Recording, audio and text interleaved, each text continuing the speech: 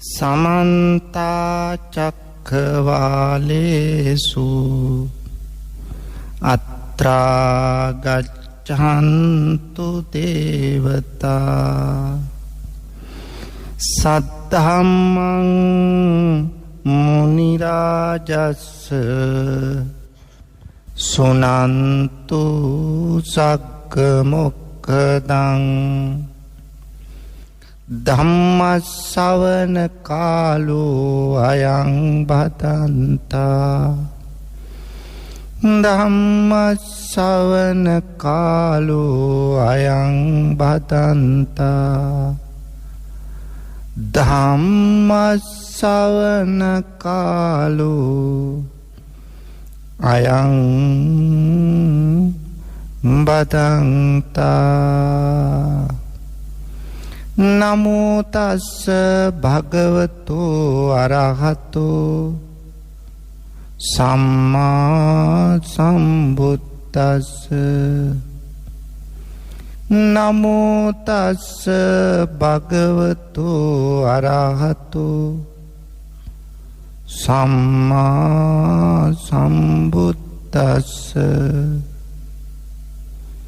नमो तस्स भगवतो अरहतो सम्मा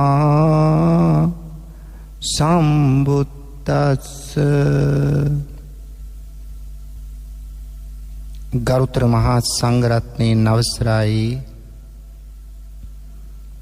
ශ්‍රද්ධාවන්ත පින්වතුනි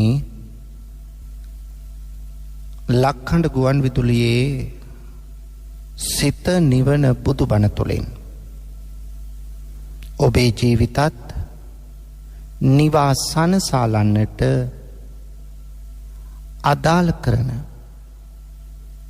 ලෞතර තථාගත බුදුරජාණන් වහන්සේ විසින්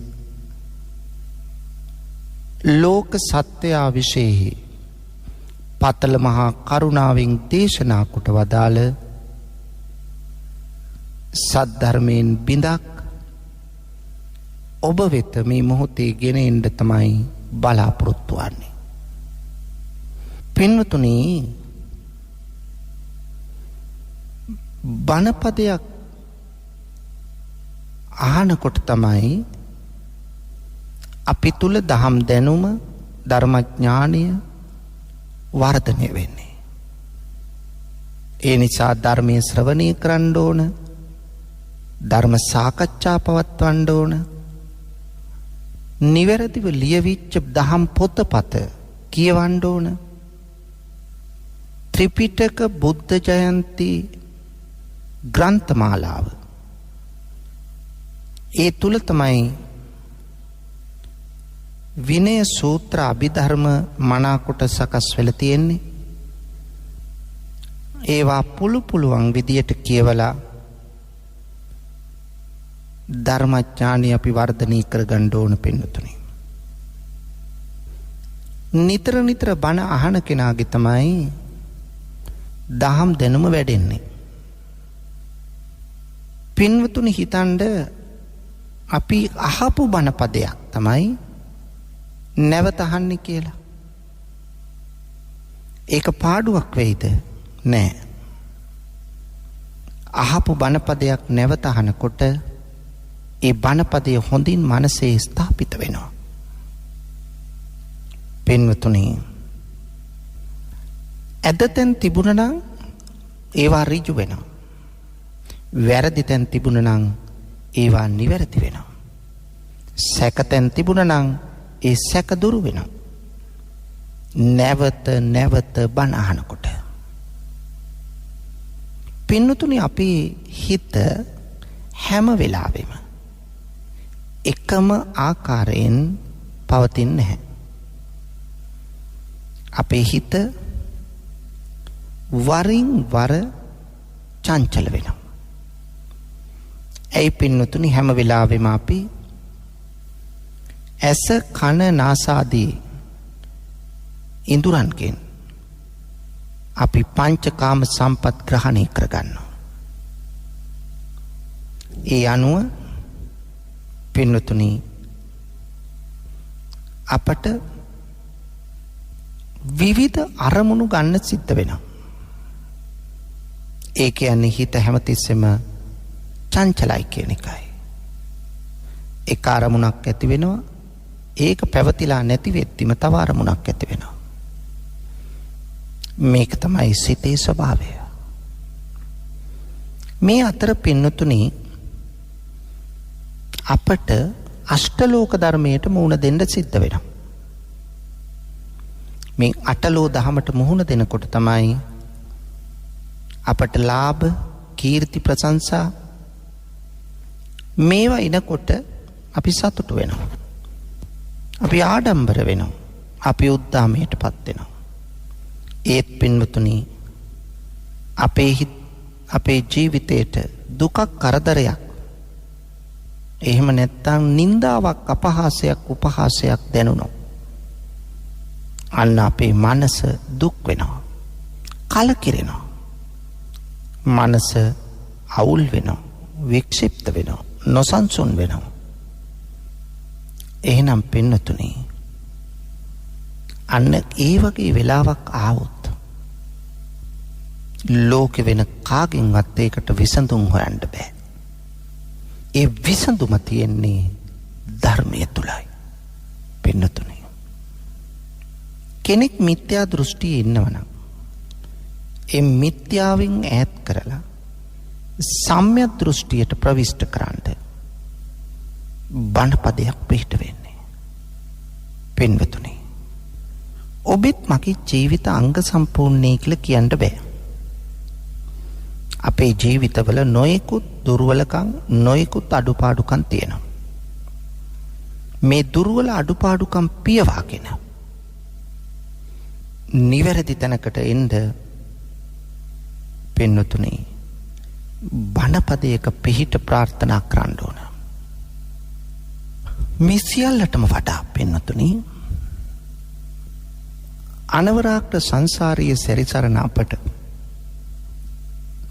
සසර ගත දුක නිවා උතුම් අමා මහ නිවනින් සැනසෙන්නට බණපදයක් ඇසිය යුතුයි. පින්වතුනි මේ ලෝකේ කාටවත් බුදු බණපදයක් අහන්න නැතුව නිර්වාණය සාක්ෂාත් කරන්න බෑ.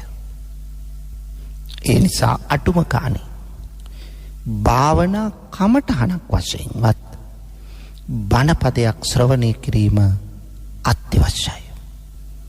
එහෙනම් ධර්ම ශ්‍රවණී කොච්චර වැදගත්ද කියලා ඔබට අමුතුවෙන් කිව යුතු නෑ පින්වතුනි. පින්වතුනි අපි දන්නවා අපි සසර ගත කරන්නේ කෙලෙස් නිසා. මොනවද කෙලෙස් කියන්නේ? ලෝභ, දේශ, මෝහ ආදිය. මෙන්න මේ කෙලෙස් සිතේ හටගන්න දෙයක්. එහෙනම් 아무තු දෙයක් නෙවෙයි කෙලෙස් කියන්නේ. සිතේ ඇතිවෙන සිතුවිලි.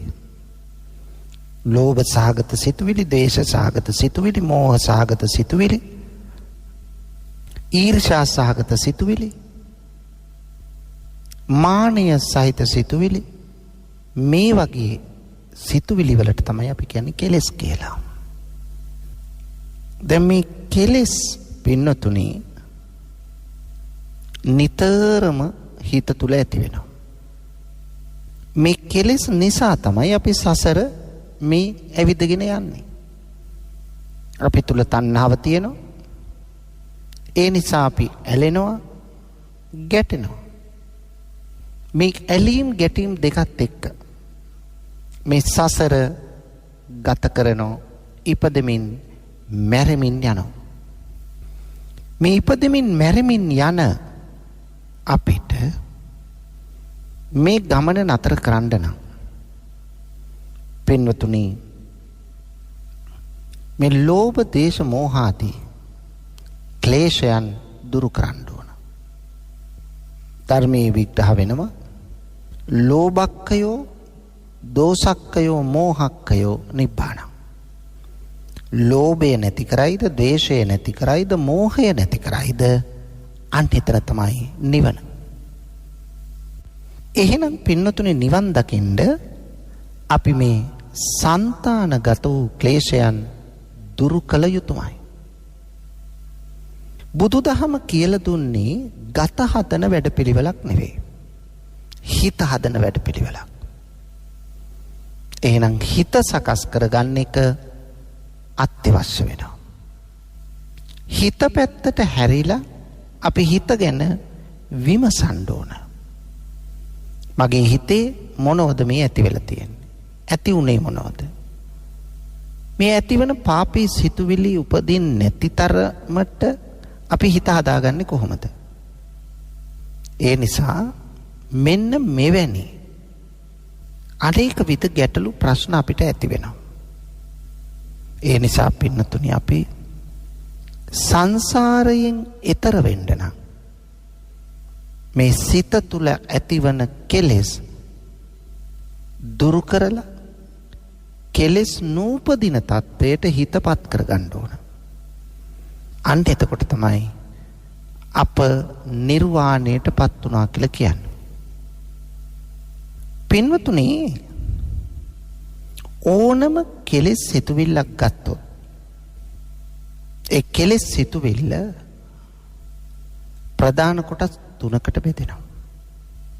එකක් තමයි ක්ලේශයක අනුසය අවස්ථාව. දෙක ක්ලේශයක පරිඋට්ටාන අවස්ථාව. තුන ක්ලේශයක වීතික්කම අවස්ථාව. මේ විදියට කෙලෙස් කොටස් වලට බෙදෙනවා. අනුසය අවස්ථාව කියලා කියන්නේ මේ කෙලෙස් හිත තුළ නිදා සිටින අවස්ථාව. කෙලෙස් නැති කළා නෙමෙයි, නිදාගෙන ඉන්නවා. අන්නේ නිදා සිටින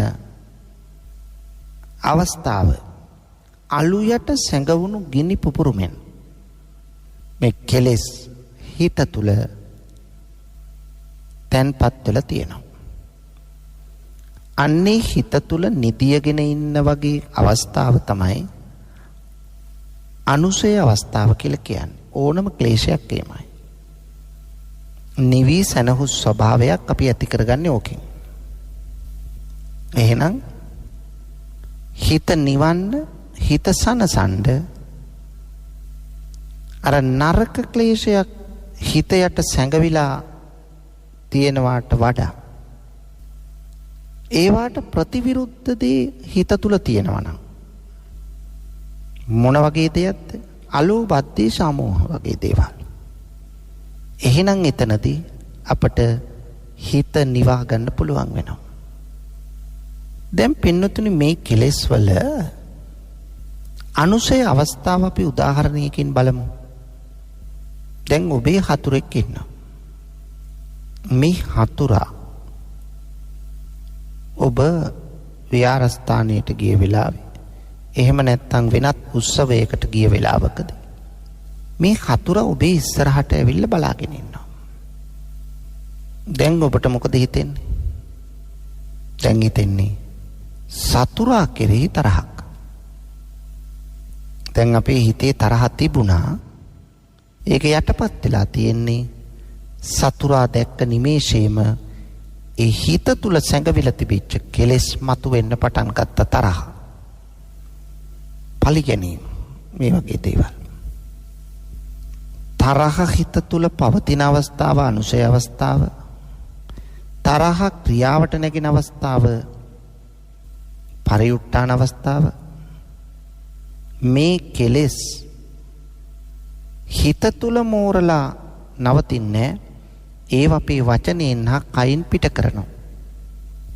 අන්නේ වචනයෙන් හා කයින් පිට කරන්නේ අර අනුසය අවස්ථාවේ තිබිච්ච ක්ලේශය. පරිඋට්ටාන වුණානේ, හිත තුල නැගී සිටියනේ. ඊට පස්සේ අර හතුරට අපි බැන වදිනවා. ආන්න වචනය වැරදි වචනයකට හැරෙව්වා. ඒකයි මේකේ පරිස්සමින්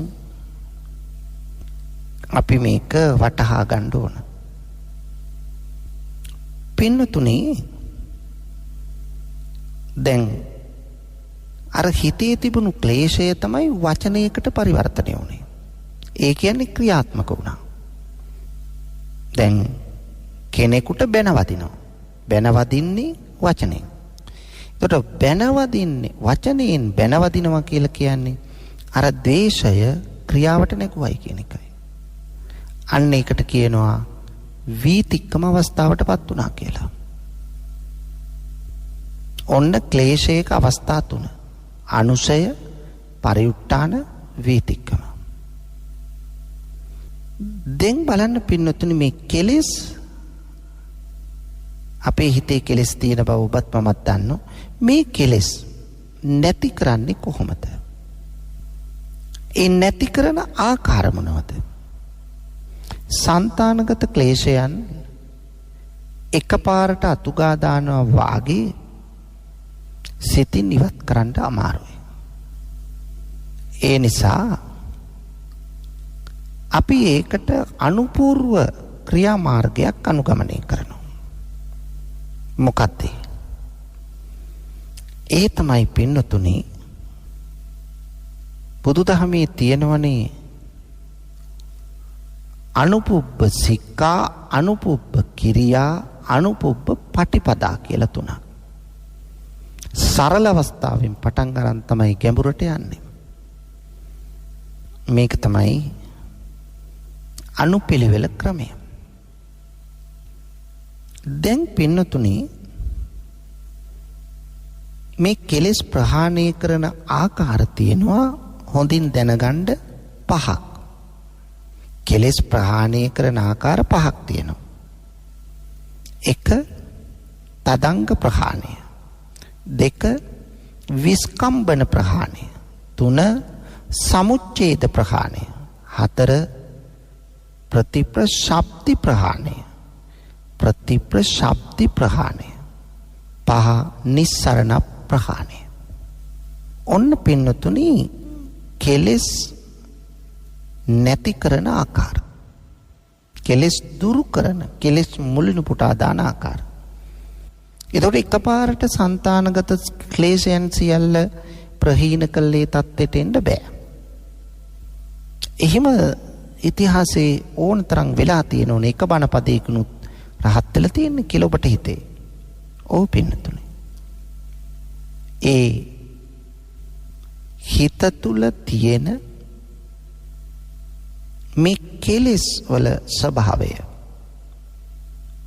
අපි හොඳින් වටහාගෙන තමයි මෙතෙන්ට යන්න ඕන.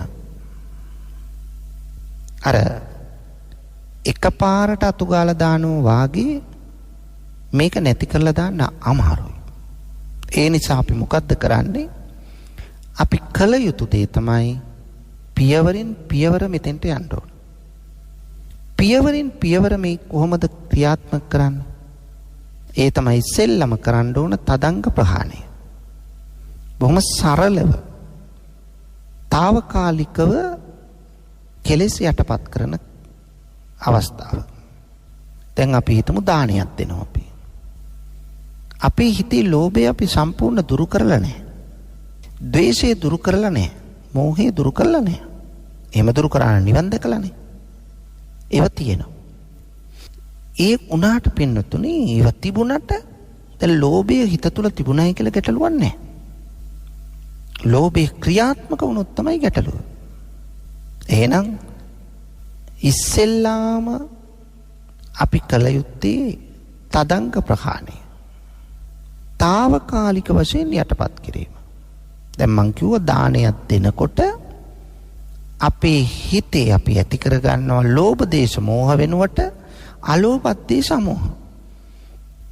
දැන් බලන්න එතකොට අපේ හිත තුල ලෝභය නැත්තරම නැති කළා නෙවෙයි. දේශය නැත්තරම නැති කළා නෙවෙයි. මෝහය නැත්තරම නැති කළා නෙවෙයි. ඒ වුණාට අපි ලෝභය తాවකාලිකව යටපත් කළා. දන් දෙනකොට අත දිගහැරලා දෙනවා අපි ලෝභ නැහැ. එතෙන්ද ලෝභය එතකොට සම්පූර්ණයෙන්ම නැති කළාද? නැහැ. ලෝභය හිත තුල තියෙනවා. හැබැයි අපි පින්නතුනි ලෝභය හිත තුල තිබුණට ඒක ක්‍රියාවට නගන්නේ නැතුව ඒක తాවකාලිකව යටපත් කළා දානවා. අන්න ඒක තමයි තදංග ප්‍රහාණය. උදාහරණයක් වශයෙන් පොකුණක හෝ ඔයක වැවක තියෙනවා ජලය උඩ මතුවෙන පාවෙන පාසි. දැන් පාසි වලින් වැහිලා තියෙන්නේ. මේ පාසි වලින් වැහිලා තියෙන ජලය ළඟට අපි ගිහිල්ලා කලයක් අරගෙන ගිහිල්ලා මේ පාසි යට තියෙන වතුර පුරව ගන්නවා. දැන් අපි කලින් එහා පැත්තට මෙහා පැත්තට පොඩ්ඩක් අර පාසි තල්ලු කළා වතුර කලයක් අරගන්නවා. වතුර කලේ ගන්නකම් අර පාසි ඈත් වෙලා තියෙනවා. වතුර කලේ උඩට ගත්තු ගමන් අර පාසි ටික ආපහු ඇවිල්ලා එකට එකතු වෙනවා. අන්න ඒ වගේ තමයි පින්නතුනි අපි තුල ලෝභ දේශ මොහ අපි තදංග වශයෙන් ප්‍රහාණය කරනවා. ප්‍රහාණය කරාට මොකද නැවතත් ඒවා හිත තුල ඇති වෙනවා. තදංග ප්‍රහාණය කිව්වේ එහෙනම් තේරෙන්න වැටහෙන්න ඇති ඔබට. පින්වතුනි කෙලෙස් ප්‍රහාණය දෙවන්න තමයි විස්කම්බන ප්‍රහාණය. දැන් පළමු එක තදංග ප්‍රහාණය. తాවකාලික වශයෙන් කෙලෙස් යටපත් කළා. විස්කම්බන ප්‍රහාණය ඊට වඩා එහා යනවා. ඒ කියන්නේ කෙලෙස් යටපත් කරාට පස්සේ ඒ කෙලෙස් එවලෙම ආපහු ඉස්මතු වන්නේ නැහැ. දිනක් දෙකක් සතියක් දෙකක් මේ වගේ කාලයක් පවත්වා ගන්න පුළුවන් මේ විස්කම්බන ප්‍රහාණය සිද්ධ කළාම. දැන් ධානය ලැබුවාම භාවනා කරලා අන්න කෙලෙස් විස්කම්බන ප්‍රහාණයකට හසු කරගන්න පුළුවන්. මේක පියවරෙන් පියවර යා යුතු ගමනක්. ඒකයි මේ කියන්නේ. එකපාරටම සියලු කෙලෙස් නැති කරන්න බෑ. දැන් පින්නතුනේ අපි උදාහරණයක් ගමු. කටුපඳුරක් තියෙනවා. අපි යන මාර්ගයක කටුපඳුරක්. මේ කටුපඳුර මත ලෑල්ලක් දානවා.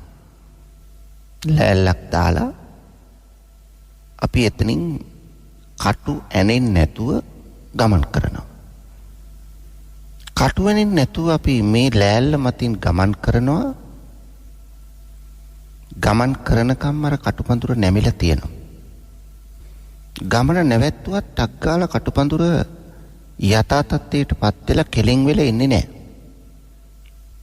දැන් මේ කටුපඳුර යථා තත්ත්වයටපත් වෙලා නැවත පණ ගහලා එන්න කලක් යනවා. හැබැයි තාම කටුපඳුර මැරිලවත් මුළුණු පුටා දැමීමත් කළා නැහැ. ඒ නිසා ටික දවසක් මේ කටුපඳුර මතින් අපි අර ලෑල්ල මතින් නොගිහින් ඇරියොත් මොකද වෙන්නේ? ටික ටික අර කටුපඳුර ප්‍රාණවත් වෙලා කෙලින් වෙලා අර ලෑල්ල පැත්තකට දානවා. හැබැයි මේක කරන්න කටුපඳුරට දවසක් දෙකක් නෙමෙයි සුමාන ගානක් යනවා. අන්න ඒ වගේ තමයි විස්කම්බන ප්‍රහාණයකට කෙලෙස් හසු කළාම තදංග ප්‍රහාණී වගේ ඉක්මනින්ම නැවතත් කෙලෙස් මතුවීමක් වෙන්නේ නැහැ. හැබැයි කෙලෙස් සම්පූර්ණ නැති කළා නැහැ. ඊළඟ තුන්වෙනි කෙලෙස් ප්‍රහාණය තමයි සමුච්ඡේද ප්‍රහාණය. සමුච්ඡේද ප්‍රහාණය කියන්නේ කෙලෙස් මුලිනු පුටා දානවා. ඒ කියන්නේ අපි සෝවාන් සකදාගාමි අනාගාමි අරහත් මගඵල නුවණ ලබනවනේ. අන්න එහෙම මේ ආර්ය මාර්ගයේ ගමන් කළා. භාවනා කරලා ධ්‍යාන සමාපatti ලැබලා මාර්ගඵල ලබනකොට අර సంతానගතව තිබිච්ච කෙලෙස් සම්පූර්ණයෙන්ම දුරු කරලා දානවා. මුලිනු පුටා දානවා. ඉවත් කරලා දානවා. හිත තුල එය දකින්න නැති තත්ත්වයටම පත් කරනවා. අන්න ඒකට තමයි කියන්නේ සම්පූර්ණ කෙලෙස් ප්‍රහාණයට කියනෝ සමුච්ඡේද ප්‍රහාණය. 4 ප්‍රතිප්‍රශ්‍රාප්ති ප්‍රහාණය. දැන් පින්නතුනි අරහත් මග අරහත් ඵල කියලා දෙකක් තියෙනවනේ. එතකොට රහත් මාර්ගයෙන් කෙලෙස් නැසලා තියෙනවා. නමුත් මේ කෙලෙස් වල රසණය තාම තියෙන්න පුළුවන්. මතුවෙන්නේ නැහැ, රසණය තියෙන්න පුළුවන්. උදාහරණයක් වශයෙන් ගිනි පුපුරකට අපි වතුර දාලා නිවනවා. ගිනි පුපුරකට වතුර දාලා නිම්වාම ආයෙත් මේකේ ගින්දර මතුවෙන්නේ නැහැ. නිව්වම තමයි. පොඩ්ඩක්වත් ගින්දර නැහැ. හැබැයි මේ ගිනි පුපුර නිව්ව ගමන් මේ අඟුරු කෑල්ල ඇල්ලුවොත් මේකේ රසණයක් තියෙනවා. අන්න ඒ වගේ පින්නතුනි අපි කෙලෙස් නැසුව රහත් මාර්ගයෙන් දස සංයෝජන දැන් නැහැ. තණ්හාව නැහැ, අවිද්‍යාව නැහැ. හැබැයි ඒකේ රසණි තාම තියෙනවා. අන්නේ රසණයද රහත් ඵල නුවණින් නැත්තටම නැති කරනවා. අන්න ඒකට තමයි කිව්වේ ප්‍රතිප්‍රශබ්දි ප්‍රහාණය. 5 වෙනි ප්‍රහාණය නිස්සරණ ප්‍රහාණය. නිස්සරණ ප්‍රහාණය කියන්නේ සම්පූර්ණයෙන්ම කෙලෙස් නැති කළා. මේ කෙලෙස් නැති කළ උතුමන් රහත් භාවයට පත් වෙලා ඉන්නවා. තාම ජීවත් වෙලා ඉන්නවා. හැබැයි කෙලෙස් ප්‍රහාණය කළ ඉවරයි. යම් දිනක මොකද කරන්නේ? මේ පුද්ගලයා කෙලෙස් දුරු කළ මේ උතුමන් යම් දවසක මරණයටපත් වෙනවා. පිරිනිවන් පානවා. අන්නේ පිරිනිවන් පෑම එතනින් සම්පූර්ණ භවයත් අවසන් කරනවා. කෙලෙස් නැති කළ ඔහු භවයද අවසන් කරනවා. මෙන්න මේක තමයි අපි කියන්නේ නිස්සරණ ප්‍රහාණය. එහෙනම් පින්නතුනි මේ කෙලෙස් ප්‍රහාණය පියවරෙන් පියවර අපි ආ යුතුයි. කෙලෙස් ප්‍රහාණය කරන්නේ නැතුව නිවන් දකින්න බෑ. ඒ නිසා නිර්වාණය පසක් කරගන්නට මේ විදියට సంతానගත කෙලෙස් දුරු කිරීම අපි කළ යුතුයි පින්නතුනි. මා කිව්වා කෙලෙස් කියන්නේ සිතුවිලි. වෙන දෙයක් නෙවෙයි. කෙලෙස් කියන්නේ සිතුවිලි. මෙන්න මේ සිතුවිලි හිත තුළ ඇති නොවන තත්ත්වයට පත් කර ගන්නවා. දැන් පින්නතුනි මජ්ක්‍ධිම නිකායේ මූලපණ්ණාසකේ තියෙනවා සූත්‍රයක් වස්තූපම සූත්‍රය කියලා. මෙන්න මේ සූත්‍රයේ බුදුරජාණන් වහන්සේ පෙන්වලා දෙනවා අපේ සිත තුළ පොපියන නලියන ක්‍රියාත්මක වන කෙලෙස් 16ක් පිළිබඳව. අපි එන් කීපයක් බලමු. මේ කෙලෙස් අතර පළමුවෙන්ම දක්වලා තියෙනවා අවිද්‍යාව. අවිද්‍යාව කියලා කියන්නේ පින්වතුනි මා මුලින් කිව්වා අපි තුල ලෝභය තියෙනවා. ද්වේෂය, මෝහය තියෙනවා. හිත තුල ඒව යටපත් වෙලා තැන්පත් වෙලා තිබුණට පව් සිද්ධ වෙන්නේ නැහැ. අන්නේ කෙලෙස් ක්‍රියාත්මක වුණොත් කයින් වචනෙන් ක්‍රියාත්මක වුණොත් තමයි පව් සිද්ධ වෙන්නේ. ඒ නිසා ක්‍රියාත්මක නොවීමට තමයි වග බලා ගන්න ඕන. මෙවැනි ක්ලේශයක් තමයි අවිද්‍යාව. අපි තුල ලෝභය තියෙනවා. ඊට අමතරව අපි තුල තියෙන විෂම ලෝභය කියන එකක්. එහෙනම් අවිද්‍යාව කියලා කියන්නේ විෂම ලෝභයට. මොකද විෂම ලෝභය කියලා කියන්නේ? තමන්ගේ වස්තුවට පමණක් නෙවෙයි පින්නතුනි අන් අයගේ දේවල් වලට ආදරය කරනවා, ආසා කරනවා. කෑදර කරනවා. අනේ මට තිබුණ නම් කියලා හිතනවා. අන්න ඒක. දැන් කෙනෙක් ඇඳුමක් ඇඳගෙන යනවා. ලස්සනයි. ලස්සනයි කියලා සතුටු වෙනව නෙමෙයි.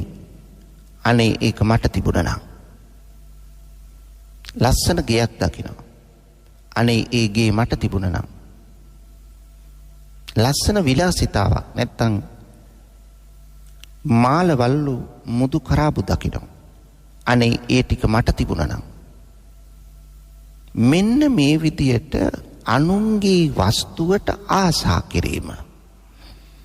මේක තමයි අවිද්‍යාව කියන්නේ. මේකේ තියෙන භයානකකම මේක හිත තුල බලවත් වුණොත් ඊළඟට මොකද කරන්නේ? අන්නේ වස්තුව ධනය හොරකම් කරන්න පෙළඹෙනවා. මේ අනුන්ගේ වස්තුවට ආශා කිරීම දරුණු ලෙස ඇති වුණොත් හොර හිත ඇති වෙනවා. අන්න හොරකම් කරනවා. බොරු කියලා ඒ වස්තුව ගෙනියන්න හදනවා. කේලම් කියලා කොටවල තමන්ගේ අරමුණට යන්න හදනවා.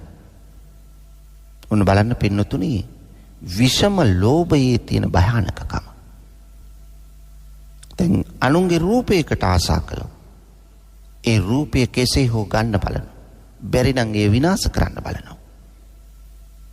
එහෙනම් මෙන්න මෙවැනි තත්ත්වයකට පුද්ගලයා ඇද වැටෙනව පින්වතුනි. ඒ කොහොමද? මේ විෂම ලෝභය නිසා. දැන් ලෝභය අපි කාටත් තියෙන එකක්. අපේ සිත තුළ විෂම ලෝභය ඇතිවීම තමයි වළක්ව ගන්නවා. කිසි වැඩක් නැහැ. අපිව පාපයට නැඹුරු වෙන එක විතරයි වෙන්නේ.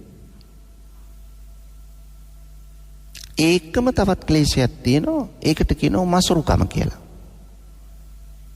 දැන් බලන්න. ලෝභයට වඩා භයානක දෙයක් තමයි විෂම ලෝභය. ඒ වගේම භයානක දෙයක් තමයි මසුරුකම. දැන් ලෝභය තියෙන එක්කෙනා තමන් ලෝභ වෙලා තියෙන්නේ තමන්ගේ ධනේ වස්තු අනුන්ට දෙන්න. හැබැයි තමන් කාල ඇඳලා පරිහරණය කළා සැපවත් ජීවිතයක් ගත කරනවා. ඒක හොඳයිනේ. ඔව් ඒක හොඳයි. පින්වතුනි මසුරා එහෙම නෙමෙයි. මච්චරිය. මසුරුකම තමන් හම්බ කර ධනෙ අනුන්ට දෙනෝ නෙමෙයි. ඒවත් තමන්වත් පරිහරණය කරලා සැපක් විඳින්නේ නැහැ.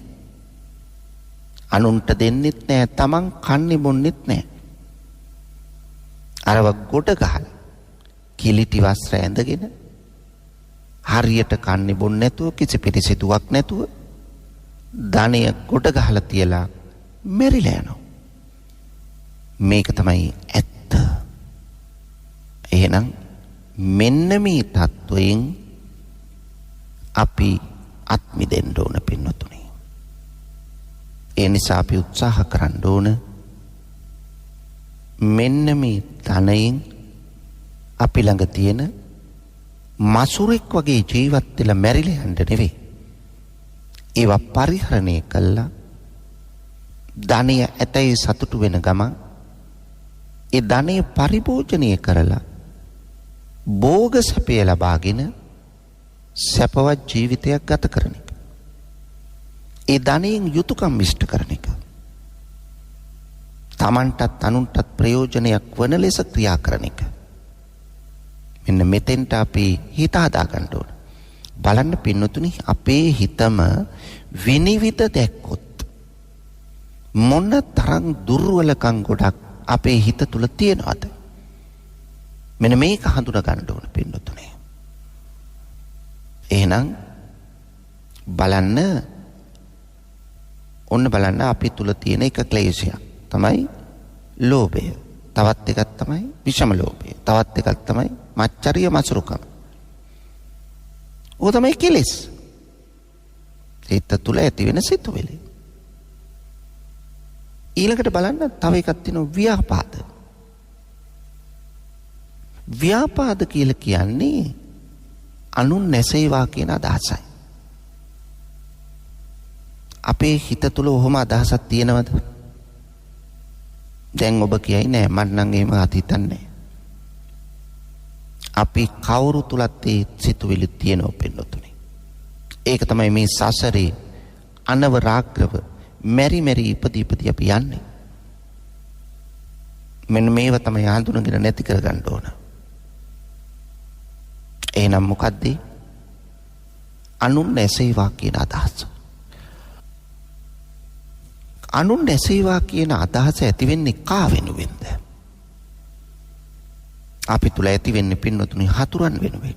අපේ අමනාපය වෙනුවෙන්. අපිට ඉන්න හතුරන් අමනාපය කොටස් දෙකකට බෙදෙනවා. එක පිරිසක් ඉන්නෝ ඒ ප්‍රබල හතුරු. තව පිරිසක් ඉන්නෝ දුබල හතුරු. දුබල දුර්වල හතුරෙක් ඉන්නවනම් එයාට එච්චර මිල මුදල් නැහැ. එයාට එච්චර දේශපාලන සම්බන්ධතා නැහැ. එයාට එච්චර පාතාලේ සම්බන්ධ නැහැ. එයාට පිරිස් බලය නැහැ. උගත්කම් නැහැ. දැන් මෙහිම දුර්වල හතුරෙක් ඉන්නවනම් අපි එයාට එයා නැසේවා කියා යන්නේ නැහැ. මොකද එයා දුර්වලයි. අපිට අභියෝග කරන්න පුළුවන්. ඒ නිසා එයා ළඟටම ගිහිල්ලා එක්ක ගෙන්නවල බනිනවා. නැත්තම් ළඟට ගිහිල්ලා බනිනවා. නිඳා කරනවා. අපහාස කරනවා. උපහාස කරනවා. පහර දෙනවා. තර්ජනය කරනවා. බය නැහැ. එයා දුර්වලයි. නමුත් පින්නතුනි ඒ අතරේ ඉන්න ප්‍රබල හතුරු.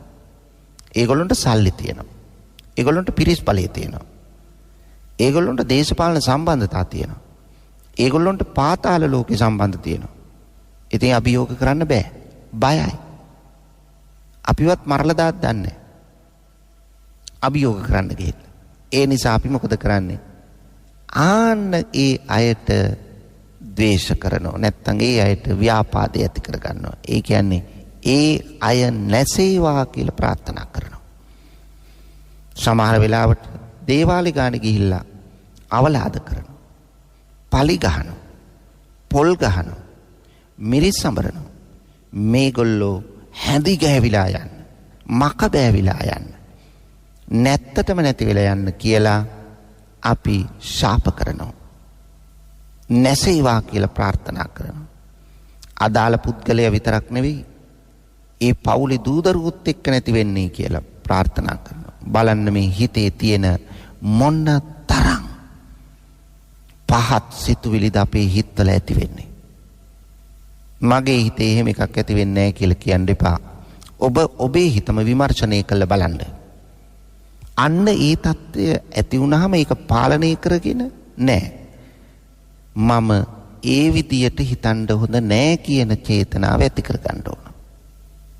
ඔන්න ව්‍යාපාදේ හැටි. තව එකක් තියෙනවා පින්නතුනි තව ක්ලේශයක්. ඒකට කියනවා ක්‍රෝධය, තරහ. ක්‍රෝධය ඇති කර ගන්නවා. කිපෙන සුළු බව ඇති කර ගන්නවා. අපි තරහ ඇති කරගන්නේ කා වෙනුවෙන්ද? ඒකත් කොටස් දෙකකට බෙදෙනවා. අපි කෝපය ඇති කරගන්නෝ එකක් තමන් වෙනුවෙන්. අපි කෝපය ඇති කරගන්නෝ එකක් අනුන් වෙනුවෙන්. තමන් වෙනුවෙනුත් කෝපය ඇති කරගන්නවා, අනුන් වෙනුවෙනුත් කෝපය ඇති කරගන්නවා. තමන් වෙනුවෙන් කෝප වෙන්නේ තමන්ගේම දේවල් වෙනුවෙන්. දැන් බලන්න අපි වැඩියෙන් කෝපය ඇති කරගන්නේ තරහ, කේන්ති ඇති කරගන්නේ තමන් වෙනුවෙන්. අපිට හිතුවද අනුන් වෙනුවෙන් කියලා. අපිට මොනවා හරි මතක නැති වෙනවා. මතක් වෙන්නේ නැහැ. දැන් අපිට තරහක් නැද්ද? අපිම අපිත් එක්ක තරහයි. මේ දැන් මතක තිබුණා. මේ ටිකට මට මතක නැති වුණානේ. පින්නතුනි ඔන්න බලන්න ඔබ ගමනක් යන්න. ගෙදරින් එළියට වහිනවා. කකුල ගලක වදිනවා. කෝපේ මතුවෙනවද නැද්ද? මතුවෙනවා. බලන්න. ඔබ ගමනක් යන්න එළියට බහැර ටික දුරක් යනවා. ඔබේ ෆෝන් එක මතක නැතුව යනවා. තරහද නැද්ද? තරහයි. පර්ස් එක මතක නැතුව යනවා. තරහද නැද්ද? තරහයි. මේ විදියට බැලුවා බලන්න පින්නතුනි. අපි දවසේ ආරම්භයේ නැගිට වෙලාවෙ ඉඳලා හැන්දෑවේ නින්දට යනකම් මොන තරම් කෝප සිතුවිලි අපේ හිත තුළ ඇති කරගන්නවද? ඔන්න හිත දකින්න. හිත දැකලා මේව පාලනය කරගන්න. ඒක තමයි කළ යුතු දේ. ඊළඟට අපි තරහ ඇති කරගන්නවා, කෝපය ඇති කරගන්නවා, ක්‍රෝධය ඇති කරගන්නවා අනුන් වෙනුවෙන්. අන්න අය නින්දා කළොත්, අපහාස කළොත්, අපට ඇනුම් පද කිව්වොත්, අපේ දෙයක් ගන්න හැදුවොත්, අපටිකමක් කළොත්, අපිට 아무තු බැල්මක් දැම්මොත් මොකද කරන්නේ? අපි කේන්ති ගන්නවා. අන්න බලන්න ක්‍රෝධයේ ස්වභාවය. බලන්න පින්නතුනේ. අපේ හිත අපිම විනිවිද දකින්න නැතුව නිර්වාණය සාක්ෂාත් කරන්න බෑ. මේ භවංකව පිළිගන්න ඕන පින්නතුනේ. ඊළඟට ඒකම අපි ඇති කරගන්න තවත් ක්‍රෝධ සහගත සිතුවිල්ලක් තියෙනවා. ඒකට කියනවා බද්ධ වෛරය. වෛරය ඇති කරගෙන නතර වෙන්නේ නැහැ. මොකක්ද ඇති කරගන්න? බද්ධ වෛරය ඇති කරගන්න. මොකද්ද බද්ධ වෛරය කියන්නේ? බැඳගත් වෛරය. නොසන්සිඳෙන වෛරය. බද්ධ වෛරයයි. ඒ කියන්නේ වෛරය ඇති කරගන්නවා මට එයා කළ දේවල් වලට. මේ ආත්මේ බැරි නම් මම උඹෙන් ලබන ආත්මේ හරි පරිගන්නවා. අන්න ඕක තමයි බද්ධ වෛරය. බැඳගත් වෛරය. දැන් සමහර අය මෙහෙම කියනෝනේ. මට උඹෙන් මේ ආත්මේ පරිගන්න බැරි වුණොත් මම ලබන ආත්මේ නායක පොළඟෙක් වෙලා හරි උඹට දෂ්ට කරනවා. බලන්න පින්නතුනි කොච්චර පාපී සිතුවිල්ලක්ද කියලා. අනුන් තමන්ට කළ වරදට තමාගේ මනුෂ්‍යත්වය නැති වෙන්න තමන්ම ප්‍රාර්ථනා කරගන්නවා. මේකෙදි මොකද්ද කරන්නේ? මම මේ මනුෂ්‍යත්වය ලබාගෙන තියෙන්නේ පෙරපින නිසා. ෂණ සම්පත්තියක් ලැබිලා තියෙන්නේ පෙරපින නිසා. අපි මේක හිතන්නේ මේ පෙරපිනට ලැබිච්ච මනුෂ්‍යත්වයේ පවා විනාශ කරගනිමින් මේ භවයේ මනුෂ්‍යත්වයේ ලැබුව අපි පින්නතුනි ඊළඟ භවයේ අපිම ප්‍රාර්ථනා කරනවා මම තිරිසනෙක් වේවා. නායක පොළඟෙක් වෙලා හරි දෂ්ට කරනවා කියන්නේ තිරිසනෙක් වේවා කියන එකනේ.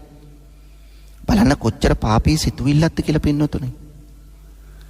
තමන් මේ භවයේ මනුෂ්‍යත්වයේ ලබාගෙන මෙච්චර හොඳ ජීවිතයක් ගත කරන කෙනෙක් වෙලා තව පින්දහම් කරගෙන ඉස්සරහට යන්නේ නැතුව මේ එක එක්කෙනා නිසා වෛරය ඇති කරගෙන ලබන ආත්මේ ප්‍රාර්ථනා කරනෝ තිරිසනෙක් වෙන්න. මෙන්න අපි විමසලා හිතින් හිතන්න ඕන දේවල් මම මේ කියන්නේ පින්නතුනි. ඒ නිසා ඔබේ සිත තුල මෙන්න මේ දේවල් පිළිබඳ විමර්ශනයක් එන්න ඕන. මේ කෙලෙස් ඇති වුණාම අපට වන දේවල්.